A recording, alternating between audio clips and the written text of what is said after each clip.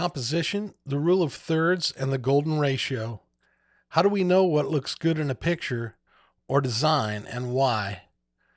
Written by Christopher Boswell, read by the artist. No one is an artist unless he carries his picture in his head before painting it and is sure of his method and composition. Claude Monet. The rule of thirds. It is interesting and curious how we evolved into deciding what we like to look at. Color, form, lines, contrast, shape, and intensity are some of the variables involved. Can you talk about what it is you like about the way a view of something appears to you? It can be on the internet with text and images arranged just so, or on the TV program you have going in the background right now. It's defined on the art you choose to hang on your walls, and maybe most importantly, on the faces of those you love most. Today, there are only two established rules I desire to talk about: the rule of thirds and the golden mean or ratio. Composition is like a suspension bridge. Each line adds strength and takes none away. A quote by Robert Henry. The image shown above is my newest of the nation's capital in Washington, D.C. at sunrise. I have placed a grid over it, illustrating the 9 sections representing the rule of thirds. The rule asks us to place the important elements into the grid in thirds. Although I've never heard anyone say or teach this, I believe the rule of thirds originated because people were all looking at each other. Notice the rule of thirds grid here placed over Courtney's beautiful face. I pay a lot of attention to composition in my art, and I will often shift myself or change a pose according to the golden triangle rule of photography composition. A quote by Sasha Puvarova. Can you see each spot where the lines intersect? There is something of interest to look at in each one.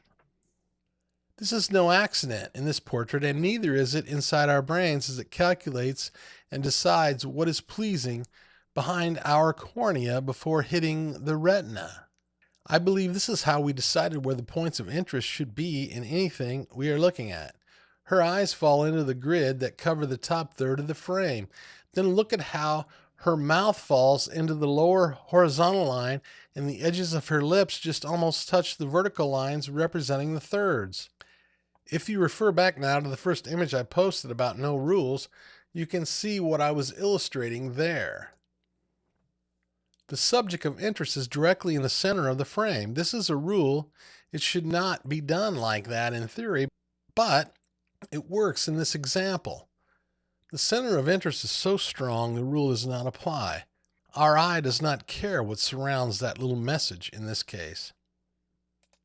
Knowing how to use these rules or break them is what makes the difference between a casual photographer or illustrator and a professional who can attract high earnings. The golden ratio. My father taught me to paint when I was young with watercolors, and so I learned at a very young age the essential elements of the value of light and composition. Matthew Modine. The golden ratio, also referred to as the golden mean, can be explained with math. That's where my brain says we are out. But I'll try just for a minute. Wikipedia says, in mathematics, two quantities are in the golden ratio if their ratio is the same as the ratio of their sum to the larger of the two quantities. The figure on the right illustrates the geometric relationship. Let me explain it this way. No math. Our eyes like to look at S curves and C curves. Can you see the C curve in the golden ratio graphic placed above my Cape Elizabeth lighthouse photo? Can you see how the sun is positioned right on the line in the left side of the image? The curved lines lead right down to another interesting part of the image, the lightkeeper's house. The main subject of interest, the lighthouse, is placed on the vertical line. To me, the lines indicate where my eye will naturally go in the image. It's like a road map for my vision. When done correctly, the viewer is mesmerized, almost unable to look away. The eye seems trapped inside the image, following lines in and around and around. As an adult, after years of making graphics and images and earning an associate's degree in graphic design, I still can't spell associates without a spell checker. But what I found out was I know these principles somehow intuitively, likely from my fascination as a boy with Mad Magazine and all advertising graphics. I would visit the local grocery stores and dig in the trash, pulling out discarded point of purchase promo materials. To my mother's dismay, I dragged these items home, making interior design improvements in my room. At one time, I had found the mascot for General Mills food, the Green Giant, as a life-size prop that stood on its own. Of course, I had to bring it home, placing it against the wall at the foot of my bed. Many times I woke up halfway in the night and was scared out of my wits, unable to move, thinking someone was in my room.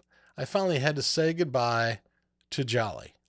Some cameras have a grid function that allows you to turn on one or both of these layover graphics. In that way, you can see them superimposed over your composition in the viewfinder. I have my thirds grid turned on all the time and refer to it as I scan over a scene while photographing. Far more thought and care go into the composition of any prominent ad in a newspaper or magazine than go into the writing of their features and editorials. Marshall McLuhan. All right. Feels like time to fly. I hope you found some value in this article. If you did, please follow the links below for more of my recent work. Maybe another will resonate. Cheers, Christopher. Christopher Boswell, 2019, all rights reserved. When Christopher isn't writing from wherever, he can be found traveling or capturing photographs somewhere in the United States.